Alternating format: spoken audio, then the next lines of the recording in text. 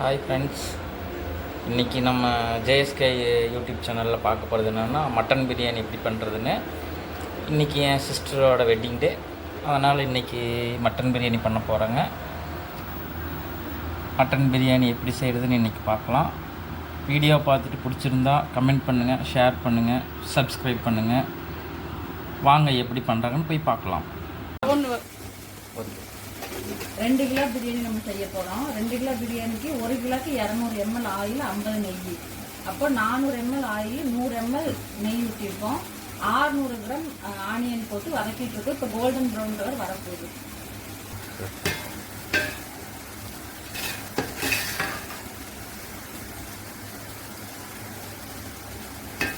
வந்துருச்சு. இது ஆக்ஷன் சொன்னாரு ஆயிடுச்சு பாருங்க, கோல்டன் கலர் ப்ரௌன் ஆயிடுச்சு. இப்போது இதுக்கு மேலே ஆச்சுன்னா கருகிடும். இந்த மாதிரி நம்ம ப்ரௌன் கலராக வதக்கும் போது தான் சாப்பாடு வந்து சீக்கிரம் கெட்டு போகாது. மிச்சமானா கூட நாளைக்கு வரைக்கும் அப்படியே இருக்கும் சாப்பாடு. அடுத்து கொத்தமல்லி தழை, கொத்தமல்லி பொடி 1 கிலோக்கு வந்து 1 கைப்பிடி தான் போடணும். இப்போ நம்ம 2 கிலோக்கு 2 கைப்பிடி போட்டிருக்கோம். அதே மாதிரி கொத்தமல்லி இலையும் அதே மாதிரி போட்டு ஒரு 5 மினிட்ஸ் மட்டும் வதக்கினா போதும்.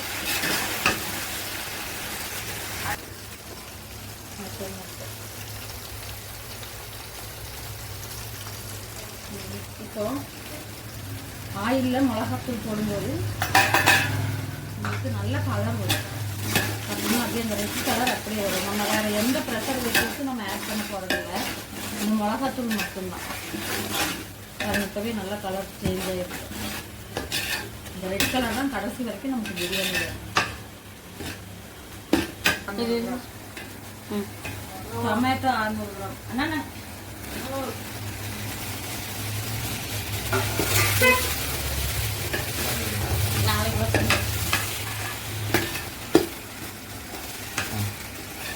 Tomato 600 gram. இந்த டொமேட்டோ நல்லா மசிக்கிறதுக்காக நம்ம உப்பு போடணும். டொமேட்டோ அந்த மசாலா கலவை உப்பு போடணும்.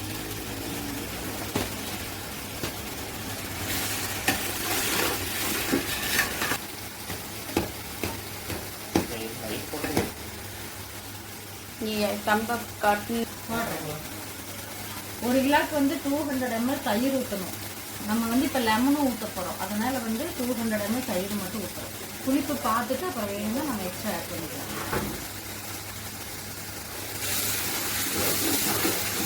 இந்த அளவுக்கு தக்காளி நல்லா மடங்காகணும்.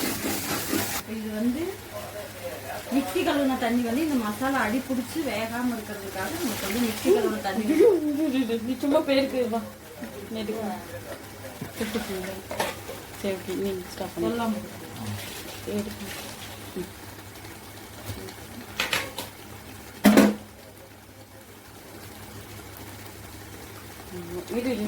கட் பண்ணலாம்.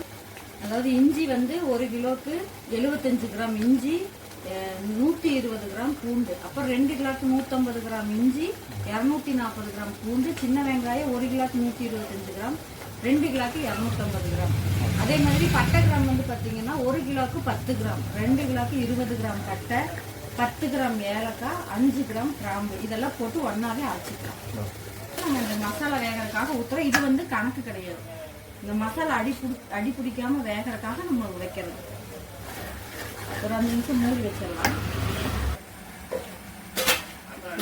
போதும் நம்ம தண்ணி வைக்கணும். மசாலா இந்த அளவுக்கு ஆனதுக்கு அப்புறமா நம்ம பச்சை மிளகாய் சேர்க்கிறோம். பச்சை மிளகாய் போட்டோன்னா இப்போ மட்டனையும் போட்டுக்கலாம்.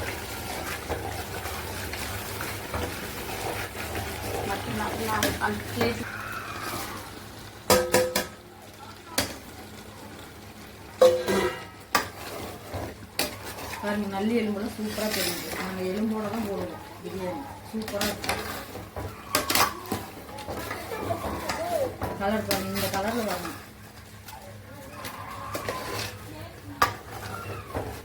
மட்டன் வந்து நீங்கள் அப்படியேவும் போட்டு வேக வைக்கலாம். மட்டன் வந்து அப்படியேவும் போட்டு வேக வைக்கலாம். ஆனால் மட்டன் வேகிறதுக்கு ரொம்ப லேட் ஆகுங்கிறதுனால நாங்கள் குக்கர்லேயே 4 விசில் வச்சுட்டோம். இப்போ அப்படியே போட்டுட்டோம். அடிக்கிறது கஷ்டமே கிடையாது. இது என்ன பண்ணாலும் தோசைக்கல் வச்சிடலாம். பாத்திரம் வந்து அடி பிடிக்காம இருக்கும். நம்ம தண்ணி வைக்கணும் சொல்லிட்டா, இந்த பச்சை மிளகா வந்து நீ நம்ம தண்ணி வைக்கும் போது அந்த கலர் சேஞ்ச் ஆகும். சேஞ்ச் ஆகும்போது நம்ம அரிசி போடணும். இப்போ அந்த மசாலா நல்லா வெந்துருச்சு, மட்டன்லேயும் மசாலா நல்லா பிடிச்சிருச்சு, கொஞ்சம் கூட அடி பிடிச்சிருக்காது, நல்லா. இப்போ நம்ம தண்ணி வச்சிடலாம். நம்ம இந்த கப்பில் 2 கப் அரிசி வச்சுருக்கோம். அப்போ நம்ம 3.5 கப் தண்ணி வச்சா போதும்.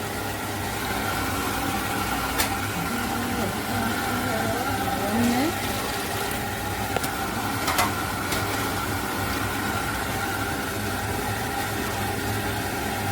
ரெண்டு, மூணு,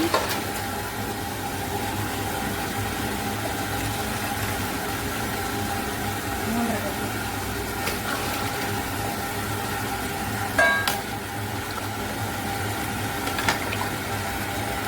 உப்பு அளவாக போட்டுட்டு தண்ணி கொதி வரும்போது உப்பு புளிப்பு எல்லாமே டேஸ்ட் பண்ணிவிட்டு, இந்த டைமில் உங்களுக்கு காரம் வேணாலும் நீங்கள் மிளகாத்தூள் யூஸ் பண்ணிக்கலாம், உப்பு இல்லைன்னா உப்பு போட்டுக்கலாம், அப்படி இல்லைன்னா லெமன் புளிஞ்சு ஊற்றிக்கலாம்.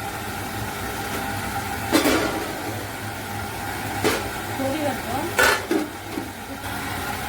இதில் புளிப்பு கம்மியாக இருக்குது, ஒரு லெமன் ஊற்றலாம்.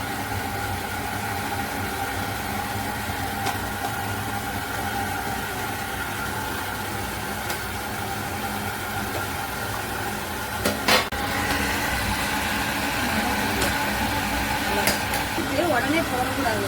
சாப்பாடு வந்து கஞ்சி கொடுத்துருக்கோம், அதனால மேலே இதுக்கு மேலே கொஞ்சம் தண்ணி ஊற்றிட்டு அதுக்கப்புறம் தான் நம்ம அரிசி போடணும். இந்த வீடியோவில் எதுவுமே நல்லா கொதிக்குது. இந்த ஸ்டேஜில் வந்து உப்பு பார்க்கணும். உப்பு வந்து நம்ம நாட்டுக்கு ஒரு ஸ்டேஜ் கொஞ்சம் உப்பாக இருக்கே அப்படிங்கிற மாதிரி தெரியும். அப்போ தான் உங்களுக்கு சாப்பாட்டுக்கும் அரிசி தண்ணிக்கும் கரெக்டாக இருக்கும். கொஞ்சம் ஸ்டவ்வில் ஸ்லோ ஃப்ளேமில் வச்சுட்டு அரிசி வந்து சென்டராக போடணும்.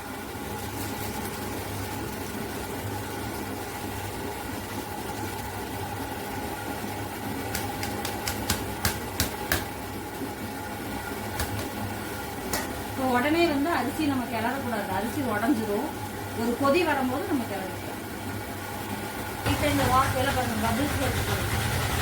இந்த பபிள்ஸ் வரும்போது தான் பாருங்க நம்ம என்ன பண்ணணும்னா லைட்டாக அரிசியை வந்து இப்படி கிண்டிடுவோம். அப்போ அரிசி உடையாம இருக்கும்.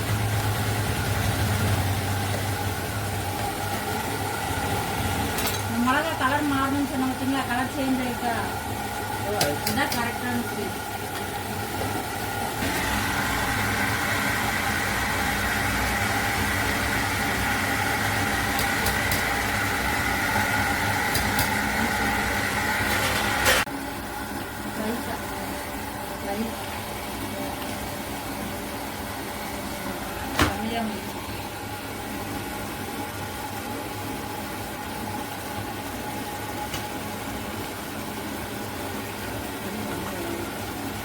எத்தனை வேக்காட்டில் தம் போடணும்?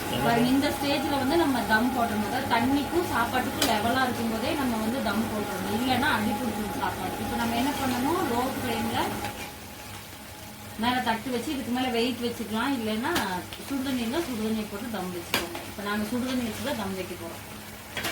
இப்போ நம்ம 5 மினிட்ஸ் பாருங்க, நல்லா கிளறி விட்டு மூடி விட்டோன்னே பாருங்க இந்த பக்கம் ஆவி வருது பாருங்க, இந்த 2 பக்கம் பார்த்தீங்களா. இந்த புகை வரும்போது நம்ம இன்னும் கொஞ்சம் ஸ்லோ ஃப்ளேமில் வச்சிடணும். தீயை வச்சு 15 மினிட்ஸ் கழித்து நம்ம ஆஃப் பண்ணிடலாம். ரொம்ப ஸ்லோ ஃப்ளேமில் வைக்கணும். அந்த ஃப்ளேம் காமிச்சிருக்கீங்க எவ்வளோ ஃப்ளேமில் வைக்கணுன்றது. எல்லா பக்கம் போட்டு வச்சிருக்கோம். ஓகே, சுடு தண்ணி நம்ம வச்சுட்டோம் தம்முக்கு. அவ்வளோதான் 15 மினிட்ஸ் வச்சு 15 மினிட்ஸ் ஆன உடனே நம்ம ஸ்டவ் ஆஃப் பண்ணியாச்சு. இன்னொரு 5 மாமா வேஸ்டியோட இருக்குது. இதுல இது மாமா க்ளோஸ் வச்சு 15 மினிட்ஸ் ஆன உடனே நம்ம ஸ்டவ் ஆஃப் பண்ணியாச்சு. இன்னொரு 5 மாமா வேஸ்டியோட இருக்குது. இது மாமா க்ளோஸ் பாருங்க. தம் பாருங்க எவ்வளவு சூப்பரா சாப்பாடு ஆயிடுச்சு. இப்ப தம் உடைக்கலாம்.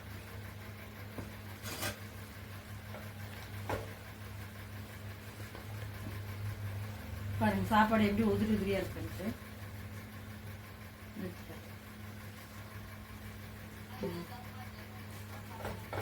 லைட்டா அப்படி இதுக்கு திருப்பி மட்டும் பாருங்க சாப்பாடு நல்லா உதிரி உதிரியா இருக்கு. சூப்பரா வந்துச்சு. கலரும் பாருங்க, நம்ம எந்த கலருமே போடல, ஆனா உங்களுக்கு அந்த கலர் சூப்பரா வந்துச்சு. பீஸ் பத்தி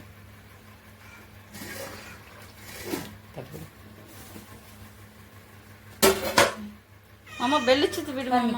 அவ்வளோ சூப்பரா சாஃப்டா இங்க பாருங்க, அவ்வளோ அழகா வெந்திருக்கு. இந்த மாதிரி வேகணும் பாருங்க, சூப்பரா வெந்துருச்சு. கொஞ்சம் அடி முடிச்சிருக்காது.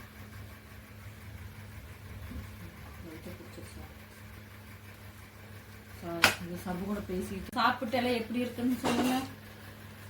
சுவையான திண்டுக்கல் பாய் வீட்டு பிரியாணி ரெடி. இன்னும் நம்ம நிறைய டைப்ஸ் ஆஃப் பிரியாணி நம்ம போடலாம். நீங்க ஃபர்ஸ்ட் வந்து இதை செஞ்சு பார்த்துட்டு கமெண்ட்ல சொல்லுங்க. நாங்க இன்னும் நிறைய டைப் ஆஃப் பிரியாணி உங்களுக்கு போடுறோம். தேங்க்யூ.